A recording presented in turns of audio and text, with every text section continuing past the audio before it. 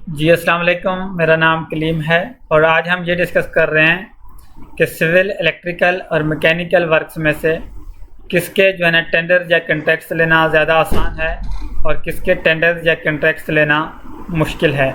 और उसके अलावा जब आपको कॉन्ट्रैक्ट या टेंडर जो है ना अवार्ड हो जाए, जब आप जो है ना बिडिंग करने में कामयाब हो जाते हैं, जब आपको कॉन्ट्रैक्ट मिल जाता है, तो उसके बाद जो है ना प्रोजेक्ट को कंप्लीट करने में, मतलब सिविल, इलेक्ट्रिकल और मैकेनिकल के प्रोजेक्ट्स में से किस तरह के प्रोजेक्ट्स को कंप्लीट करना, काम करना ज़्यादा आसान होता है और किस तरह के प्रोजेक्ट्स को जो है ना करना मुश्किल होता है। तो बेसिकली आज हम सिविल, इलेक्ट्रिकल और मैकेनिकल के प्रोजेक्ट्स को जो है ना कंपेयर करेंगे, ताकि आप लोगों को एक व्यू मिल जाए, एक अंडरस्टैंडिंग हो जाए कि आप लोगों को किस तरह के कॉन्ट्रैक्ट्स लेने चाहिए और किस तरह के कॉन्ट्रैक्ट्स नहीं लेने चाहिए। तो इसके बाद आप लोगों को काफ़ी जो है ना चीज़ें समझ आ जाएंगी। तो सबसे पहले तो मैं आप लोगों से ये रिक्वेस्ट करूँगा कि अगर आप मेरे चैनल पर नए हैं, अगर आपने अभी तक मेरा चैनल सब्सक्राइब नहीं किया, तो काइंडली मेरा चैनल सब्सक्राइब करें और बेल आइकन भी प्रेस करें और अपने दोस्तों के साथ भी शेयर करें। Thank you for this. अच्छा जी, सिविल, इलेक्ट्रिकल और मैकेनिकल के जो प्रोजेक्ट्स हैं उनको हम आज कंपेयर कर रहे हैं। पहली बात तो ये है कि जहाँ तक बात है टेंडर्स लेने की, कॉन्ट्रैक्ट्स लेने की, तो हमेशा आप लोगों को ये पता होगा कि टेंडर्स या कॉन्ट्रैक्ट उसी को अवार्ड होता है जो सबसे कम रेट देता है। ये तो बात हो गई ख़त्म कि किसके, मतलब इसमें तो हम कुछ भी नहीं कह सकते कि किस तरह के सिविल, इलेक्ट्रिकल और मैकेनिकल में से इसके प्रोजेक्ट लेना ज़्यादा आसान है। मतलब सारे एक जैसे हैं, जो भी लो बिड करेगा उसको प्रोजेक्ट अवार्ड होता है। लेकिन अब बात आती है कि किस तरह के प्रोजेक्ट जब अवार्ड हो जाए सिविल, इलेक्ट्रिकल और मैकेनिकल में से, तो इन तीनों में से किसके प्रोजेक्ट को कंप्लीट करना, काम करना, ऑन द ग्राउंड फील्ड में काम करना ज़्यादा आसान होता है और कितना मुश्किल होता है, कौन से प्रोजेक्ट्स लेना आसान होता है और कौन से प्रोजेक्ट लेना मुश्किल होता है। तो सबसे पहले मैं सिविल वर्क्स और इलेक्ट्रिकल वर्क्स को थोड़ा सा कंपेयर करूँगा, ताकि इनको सिविल और इलेक्ट्रिकल वर्क्स को कंपेयर करूँगा, फिर सिविल और मैकेनिकल वर्क्स को कंपेयर करूँगा, फिर इन तीनों को हम कंपेयर करेंगे ताकि आप लोगों को अच्छे से समझ आ जाए।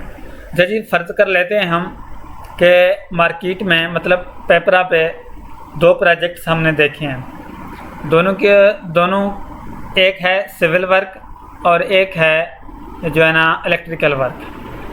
फॉर एग्ज़ाम्पल जो सिविल टेंडर है उसमें यह है कि भाई आपने 10 वाशरूम बनाने हैं और 10 वाशरूम में फॉर एग्ज़ाम्पल आपको लगता है कि यार आप इसमें जो है ना, इसमें जो इसकी जो लागत आ सकती है वो 10 लाख रुपए है, एस्टिमेटेड कास्ट हम फ़र्ज़ कर लेते हैं।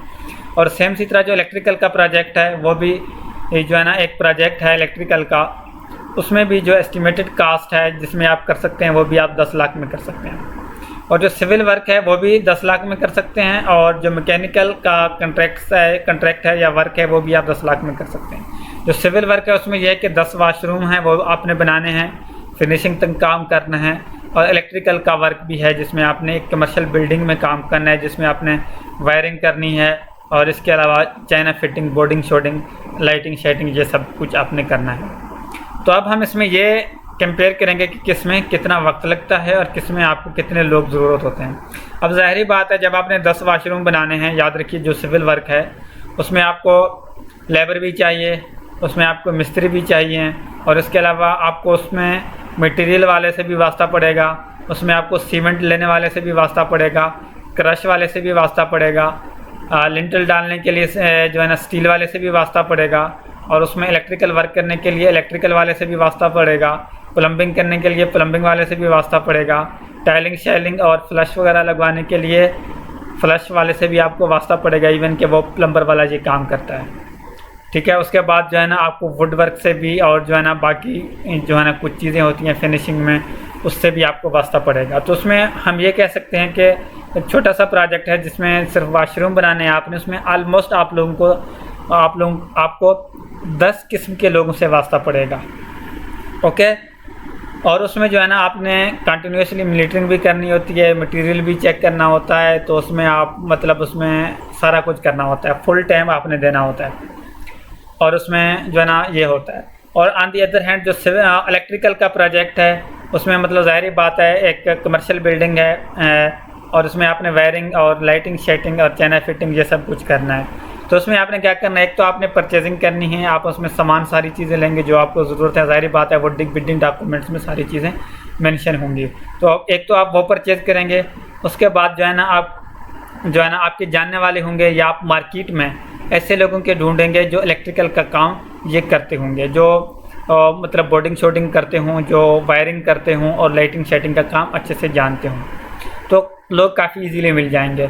तो मतलब यह है कि उसमें जो है ना आपको फॉर एग्जांपल मैं कहता हूँ कि उसके लिए आपको 3 से 4 लोग हायर करने पड़ेंगे, या आप एक इलेक्ट्रिशियन को पकड़ेंगे, उससे कहेंगे कि यार ये प्रोजेक्ट है और उसमें ये चीज़ें मैं आपको परचेज़ करके दूंगा, आप ये करके दें, मैं आपको उसकी पेमेंट करूँगा। ज़ाहिर बात है ख़ुद तो आप वो नहीं करेंगे, आप कंट्रैक्टर हैं। तो उसमें हम ये कह सकते हैं कि ज़्यादा से ज़्यादा आपको 3 से 4 लोग चाहिए होंगे। अब कहने का मतलब यह है कि जो सिविल प्रोजेक्ट की हमने डिस्कस किया उसमें उसकी जो लागत है वो भी 10 लाख है, जो इलेक्ट्रिकल का प्रोजेक्ट है उसकी लागत भी 10 लाख है। अब देखिए सिविल वाले वर्क में आप लोग को ज़्यादा लोग चाहिए होते हैं, ज़्यादा लोगों से आपको वास्ता पड़ता है और उसकी कंटिन्यूसली मॉनिटरिंग भी करनी पड़ेगी आपको। ऑन दी अदर हैंड जो इलेक्ट्रिकल का वर्क है उसमें आपने एक तो परचेजिंग करनी है क्वालिटी के मुताबिक, जो बिल्डिंग डॉक्यूमेंट्स में मेंशन है आप सेटिस्फाई हो जाएंगे। ज़ाहिर बात है जो चीज़ें मेंशन है उसके अकॉर्डिंगली आप जो है ना परचेजिंग करेंगे।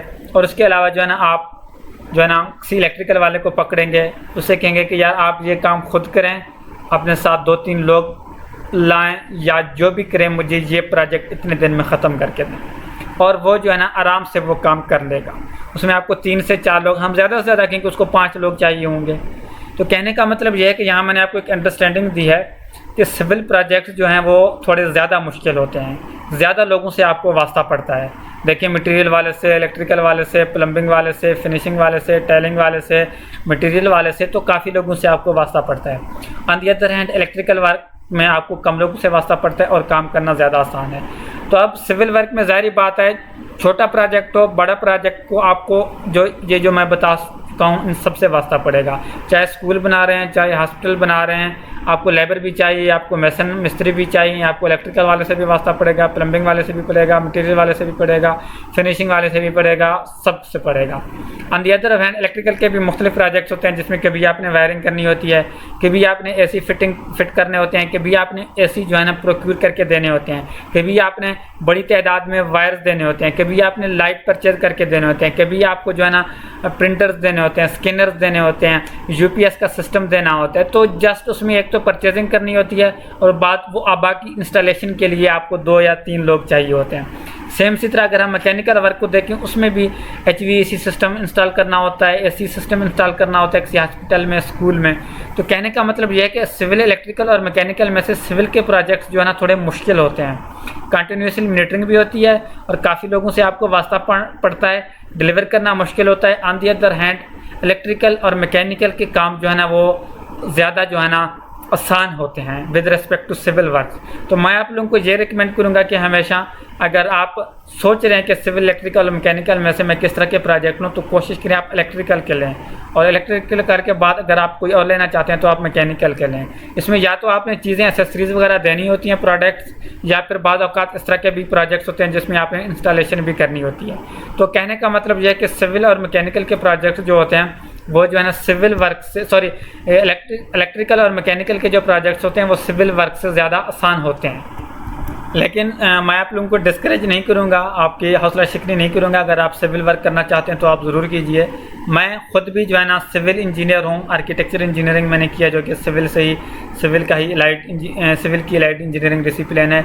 मैं जो है ना हमेशा इलेक्ट्रिकल के कॉन्ट्रैक्ट लेता हूँ, उसमें मुझे आसानी होती है। मैं सिविल वर्क कर करके थक गया, तो आखिर में मैं इस नतीजे पे पहुंचा कि सिविल इलेक्ट्रिकल के प्रोजेक्ट जो है ना वो ज़्यादा आसान है और मुझे उसमें प्रॉफिट भी ज़्यादा है, और मैं घर में बैठा होता हूँ, कॉन्ट्रैक्ट्स में अवार्ड होता है, मैं किसी को दे देता हूँ, वो जो है ना कंप्लीट करता है और मैं घर में बैठा रहता हूँ। तो लेकिन एक और चीज़ याद रखिएगा, अच्छा जी, और ये भी चीज़ जहन में लाजमी रखें कि सिविल के प्रोजेक्ट्स या कॉन्ट्रैक्ट्स या टेंडर्स लेने के लिए जो है ना आपकी कंपनी का PEC में रजिस्टर्ड होना लाजमी है और आपका NTN होना लाजमी होता है। ये 2 चीज़ें लाजमी होती हैं सिविल के प्रोजेक्ट्स या टेंडर्स लेने के लिए।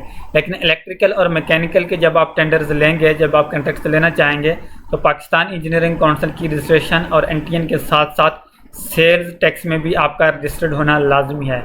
जब तक आप सेल्स टैक्स में रजिस्टर्ड नहीं होंगे तब तक आप इलेक्ट्रिकल और मैकेनिकल के प्रोजेक्ट्स नहीं ले सकेंगे। सिर्फ ये डिफरेंस है। और ये भी याद रखें कि सेल्स टैक्स की रजिस्ट्रेशन हर महीने आपने फाइल करनी होती है। तो पाकिस्तान इंजीनियरिंग काउंसिल टेंडर्स और कंट्रैक्टिंग के हवाले से आपको कोई भी क्वेश्चन है, कन्फ्यूजन है, आप कमेंट सेक्शन में मुझसे पूछ सकते हैं। और पाकिस्तान इंजीनियरिंग काउंसिल टेंडर्स और कंट्रैक्टिंग के हवाले से मेरी वीडियोस देखना चाहते हो, मेरे इसी यूट्यूब चैनल के प्लेलिस्ट में जाएं, वहाँ आपको PSC पाकिस्तान इंजीनियरिंग काउंसिल के नाम से एक जो है ना प्लेलिस्ट मिलेगा, वहाँ से आप मेरी सारी वीडियोस देख सकते हो। अगर आपको मुतलका वीडियो ना मिले तो आप कमेंट सेक्शन में मुझसे पूछें। मुझे दीजिए इजाज़त, चैनल को लाजमी सब्सक्राइब करें। नेक्स्ट मिलेंगे इंशाअल्लाह ताला किसी अच्छी वीडियो के साथ। अल्लाह ने के बाद।